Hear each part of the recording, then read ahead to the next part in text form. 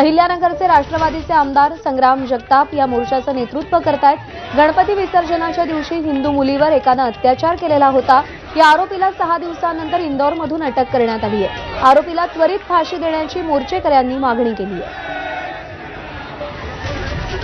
गणपती विसर्जनाच्या दिवशी अकोल्यात एका अल्पवयीन हिंदू मुलीवर अत्याचार करण्यात आले होते आणि त्या प्रकरणातला जो आरोपी आहे तौहीद खान त्याच्यावर कठोर शिक्षा करा, त्याला अटक करा या मागणीसाठी सकल हिंदू समाजाने आज अकोल्यात जन आक्रोश मोर्चाचं आयोजन केलं होतं। रात्रीच त्याला अकोला पोलिसांनी इंदोर शहरातून अटक केलेली आहे। मात्र हा मोर्चा जो निघालेला आहे अकोल्याचं ग्रामदैवत असलेल्या राजराजेश्वर मंदिरापासून हा मोर्चा निघालेला आहे। सर्व हिंदू संघटना आणि राजकीय पक्षांचे प्रतिनिधी या मोर्चात सहभागी आहेत। आपण पाहतोय की आमदार रणदीप सावरकर आपल्याला दिसत आहेत, संग्राम जगताप या मोर्चाला संबोधित करण्यास सांगितलं आणि सर्वात महत्वाची गोष्ट आहे की फास्ट ट्रॅक कोर्टात हा खटला घालून आरोपीला फाशीची शिक्षा देण्याची मागणी जी आहे ती या मोर्चेकऱ्यांची आहे। त्यामुळे या मोर्चामध्ये सर्व अकोलेकर आणि हिंदू संघटना सहभागी झालेल्या आहेत। उमेश एबीपी माझा, अकोला।